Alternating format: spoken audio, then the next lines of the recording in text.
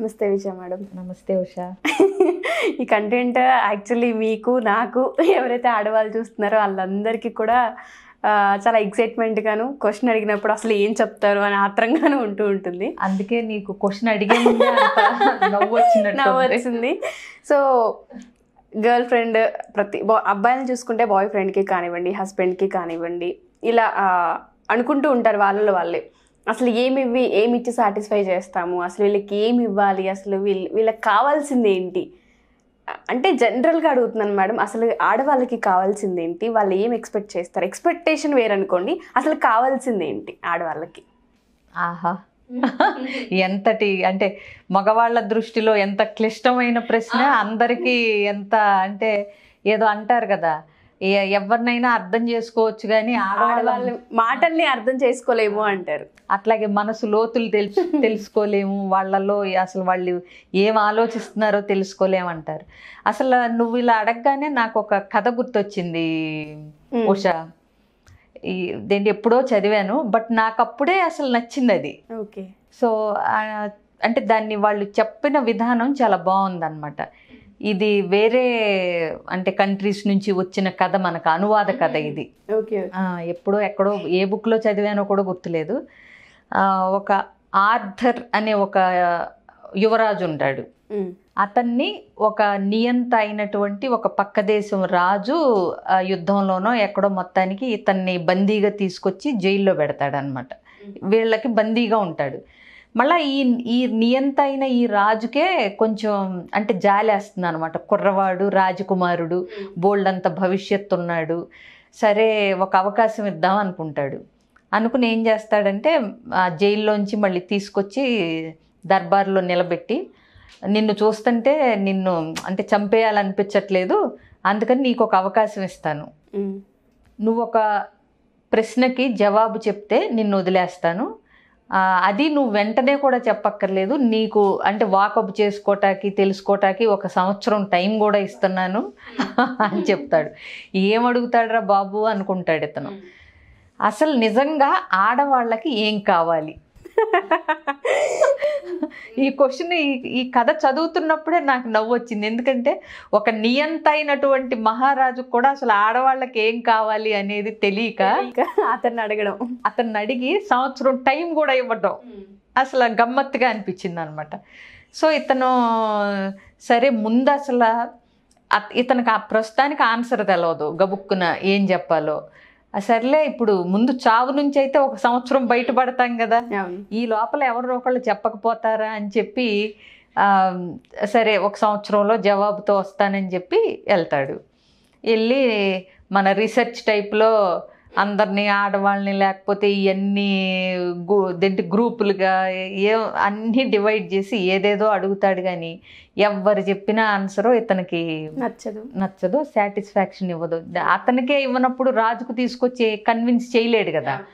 So ఈ లోపల ఒక మన పేదరాశి పెద్దమ్మ టైప్లో ఉంటారు కదా, అక్కడ కూడా అలాంటి ఆవిడ అంటుంది, ఇక్కడ మామూలుగా ఒక రాక్షసి లాంటి ఆవిడ అంటే ఉంటుంది రాక్షసి. ఆవిడైతే ఎలాంటి క్లిష్ట ప్రశ్నలకైనా సమాధానం చెప్తుంది, నువ్వు ఆవిడని అడుగు అని చెప్తే కూడా రాక్షసిని ఇల్లు అడిగేదేంటి, ఆవిడ తెలివైన రాక్షసి, ఆవిడ దగ్గర దేనికైనా సమాధానం ఉంటుందని చెప్తుంది ఈవిడ. అయినా రాక్షసిని అడగటం ఏంటి, ఏం కావాలో ఆడవాళ్ళకని చెప్పి ఇతను ప్రయత్నాలు ఏవో చేస్తుంటాడు. ఇంకా చివరికి 2 రోజులే ఉండగా ఇక తప్పదు, ఇంకెళ్ళి ఆ తెలివైన రాక్షసిని అడగాల్సిందేను, ఇంకా ఆప్షన్ లేదనుకుని సరే ఈ పేదరాశి పెద్దమ్మని మళ్ళీ ఆ రాక్షసి ఎక్కడ ఉంటుందో కనుక్కుని అక్కడికి వెళ్తాడు. వెళ్తే సరే ఆవిడని మీ దగ్గర ఒక ప్రశ్నకి సమాధానం కావాలి అని ఈ క్వశ్చన్ ఏంటో చెప్తాడు. ఆడవాళ్ళకి నిజంగా అసలు ఏం కావాలండి ఆడవాళ్ళకి అని అడిగితే, ఈ రాక్షసి ఏం చేస్తుంది, నేను నీకు సమాధానం చెప్తాను, అది నీకు తృప్తిని అంటే నిన్ను సాటిస్ఫై చేస్తుంది, నువ్వు కన్విన్స్ అవుతావు, కానీ నీ ఫ్రెండ్ అయిన మంత్రి కుమారుణ్ణి నాకు ఇచ్చి పెళ్లి చెయ్యాలి అని అడుగుతుంది. ఓకే. ఇతను అవాక్ అవుతాడు. ఇట్లాంటి అందవిహీనంగా ఉన్న ఒక రాక్షస స్త్రీని నా స్నేహితుడైనటువంటి వాడిని, అంటే ఇతను యువరాజు కదా, మంత్రి కుమారుడు ఇతనికి ఫ్రెండ్ అనమాట, సో అతన్ని పెళ్లి చేయమని అడుగుతా ఉంది. వాడి జీవితాన్ని నాశనం చేయలేను నేను, సర్లే అని చెప్పి ఈ విషయం అంటే ఇతనితో పాటు అతను కూడా ఉంటాడు. వీళ్ళిద్దరూ ఫ్రెండ్స్ కదా, వీళ్ళిద్దరూ సంచారం చేస్తే ఈ క్వశ్చన్ కోసం ఇచ్చేస్తారు. ఈ అమ్మాయి అతన్ని ఇచ్చి పెళ్లి చేయమని అడుగుతుంది.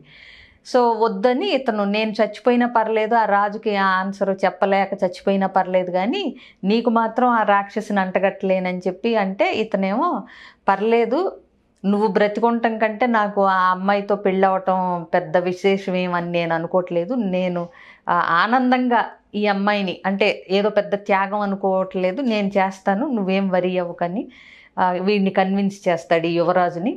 సరే ఈ ఆర్థర్ అడుగుతాడు, ఆడవాళ్ళకి నిజంగా ఏం కావాలి అన్న ప్రశ్నకి ఈ అమ్మాయి, ఈ అందవిహీనమైన రాక్షస స్త్రీ సమాధానం ఏంటంటే, వాళ్ళ జీవితాన్ని వాళ్ళ చేతుల్లోనే ఉంచుకోవాలనుకుంటారు. అంటే women want to be incharge of their own life. అది ఆవిడిచ్చిన సమాధానం. అంటే ఇంగ్లీష్ కథ కదా ఇది. సో వాళ్ళ జీవితానికి సంబంధించింది ఏదైనా వాళ్ళ చేతుల్లో ఉండటమే, వాళ్ళ లైఫ్కి వాళ్ళే అకౌంటబుల్ అనేది ఆడవాళ్ళకి ఇష్టము అని చెప్పి చెప్తుంది. ఇతను చాలా నచ్చుతుంది ఇతనికి ఆ సమాధానం. ఇతను కాన్ఫిడెంట్గా సరే అని, ఇంకా రేపే ఆఖరి రోజు కదా, తర్వాత రోజు వెళ్ళి ఆ రాజు దర్బార్లోకి వెళ్ళి ఇట్లా మీరు అడిగిన ప్రశ్నకి ఆడవాళ్ళకి ఏం కావాలి అన్నదానికి వాళ్ళ జీవితాన్ని వాళ్ళ నిర్ణయానికే వదిలేయాలి, they should be the incharge of their own life అనేప్పటికీ ఆ రాజు కూడా కన్విన్స్ అవుతాడు. కన్విన్స్ అయ్యి సరే ఇంకా నువ్వు మీ రాజ్యానికి వెళ్ళిపోవచ్చు అని అంటాడు. ఇక్కడతో ఆ కథ బాగానే ఉంది. ఇప్పుడు మన మంత్రి కుమారుడు ఇప్పుడు బాగా ధూమ్ధామ్ పెళ్ళవుతుంది. సరే వాళ్ళు రాత్రిపూట ఆ గదిలోకి వెళ్తున్నప్పుడు ఇతను ఇప్పుడు లోపలికి వెళ్ళి నేను ఇప్పుడు ఈ రాత్రి ఈ అందమైన ఈ అందవిహీనమైన రాక్షస స్త్రీతో ఉండాలి కాబోలు ఇక జీవితాంతం అనుకుంటూ వెళ్తాడు. వెళ్తే అక్కడ మంచం మీద ఒక అందమైన చక్కటి ఒక స్త్రీ ఉంటుందన్నమాట. మంచి యువరాణి స్టైల్లో ఉంటుంది. చూసి ఇతను అవాక్ అవుతాడు. ఏంటి అని అంటే, నాలో అంటే నన్ను రాక్షసి అని తెలిసి కూడా నేను నాకు విలువిచ్చి నన్ను పెళ్లి చేసుకోవటానికి అది స్నేహితుడి కోసం సిద్ధపడ్డావు కదా, అందుకని నేను అందంగా మారాను. కానీ ఏంటంటే సగం మాత్రమే అందంగా ఉండగలను నేను, అంటే ఏంటి పగలు కానీ రాత్రి కానీ.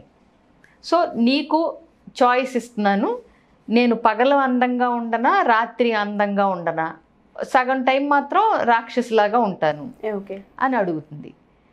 ఇప్పుడు ఇతను పగలు అందంగా ఉంటేనేమో చక్కగా ఫ్రెండ్స్ అందరికీ అందమైన భార్య అని పరిచయం చేసుకోవచ్చు, అంత బాగానే ఉంటుంది. రాత్రి కాపురం మాత్రం అందవిహీనంగా ఉన్న రాక్షసితో చెయ్యాలి.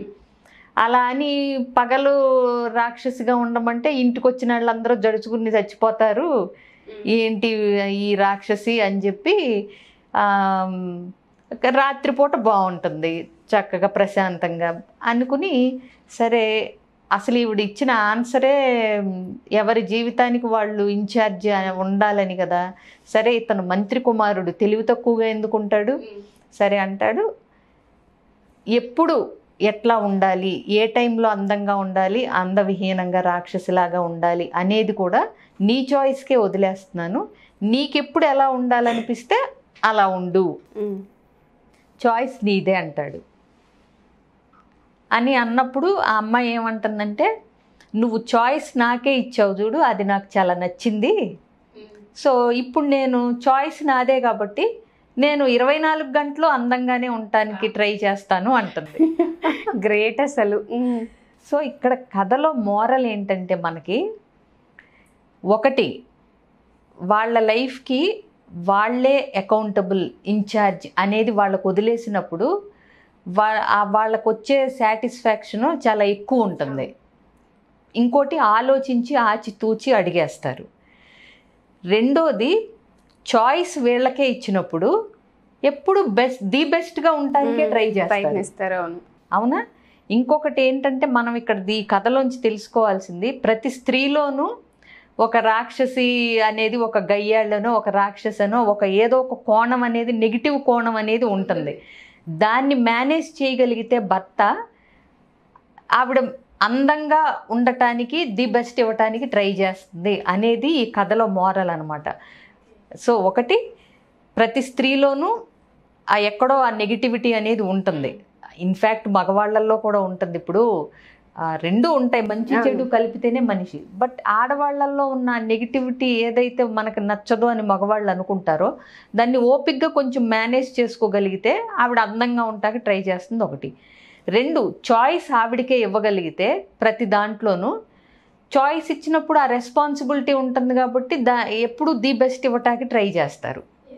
సో అందంగా ఉంటాకి ట్రై చేస్తారు, అందంగా ప్రవర్తించడానికి ట్రై చేస్తారు, యువతల వాళ్ళని ఎట్లా సంతోషపెట్టి సంతృప్తిపరిచి వాళ్ళ జీవితాన్ని ఆనందమయం చేయటానికి వీళ్ళ వంతు కృషి చేయటానికి ట్రై చేస్తారు.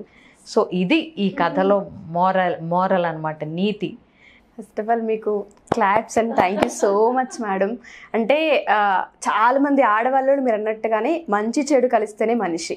సో ప్రతి ఒక్క వ్యక్తిలో నెగిటివ్ అనేది ఉంటుంది. దాన్ని ఎలా మనం తీసుకుంటున్నాం, వాళ్ళకి ఎలా చాయిస్ ఇస్తున్నాం, వాళ్ళ లైఫ్కి వాళ్ళే ఇన్ఛార్జ్గా ఉండడం అనేది నిజంగా ఆడపిల్లకి అంతకు మించిన సాటిస్ఫాక్షన్ ఇంకొకటి ఉండదు. నువ్వు ఇది చెయ్యి, నువ్వు అది చెయ్యి, నువ్వు ఇలా ఉండు, నువ్వు ఇదే చెయ్యి అని అంటే వాళ్ళకి నచ్చదు కదా. అవును, అవునా కదా. సో ఆడపిల్లలకు కూడా వ్యక్తిత్వం ఉంటుంది. సో నీకు నచ్చినట్టు చెయ్యి, నీకు ఎలా ఉండాలనిపిస్తే అలా ఉండు అనుకున్నప్పుడు ఏంటంటే ఆ బాధ్యతగా అనుకుని దాన్ని ఇంకా బాగా కంట్రిబ్యూట్ చేయటానికి ట్రై ఇస్తారు. Thank you ma'am, thank you so much. So ఎవరైనా సరే విజయ మేడంతో కౌన్సిలింగ్ కనుక కావాలి అనుకుంటే మేడం ఏ పర్పస్ అంటే ఏ కౌన్సిలింగ్స్ తీసుకుంటారు ఏంటి అనేది చాలామందికి తెలియదు. ఎస్పెషల్లీ అందరూ అనుకునేది ఏంటి అంటే వైఫ్ అండ్ హస్బెండ్కి మాత్రమే కౌన్సిలింగ్ ఉంటుంది అని. అలా కాదు. సో పిల్లలకైనా లేకపోతే మైండ్ సెట్ పైన లేదంటే మన పర్సనల్గా మన మానసికంగా మెంటలీ మనకున్న ప్రాబ్లమ్స్ షేర్ చేసిన సో దానికి తగ్గట్టుగా కౌన్సిలింగ్ అయితే ఉంటుంది. విజయ పెద్దన మేడం ప్లేలిస్ట్కి వెళ్తే ఆ ఎపిసోడ్ చూసినా మీకు అర్థమవుతుంది, ఒక క్లారిటీ అనేది ఉంటుంది. అండ్ దాంతోపాటు మీకు ఇంకా ఏమైనా వివరాలు కావాలి అనుకుంటే కింద స్క్రోల్ అవుతున్న కాంటాక్ట్ నెంబర్ని కాంటాక్ట్ చేసి ఎన్రోల్ చేసుకోవచ్చు. Thank you.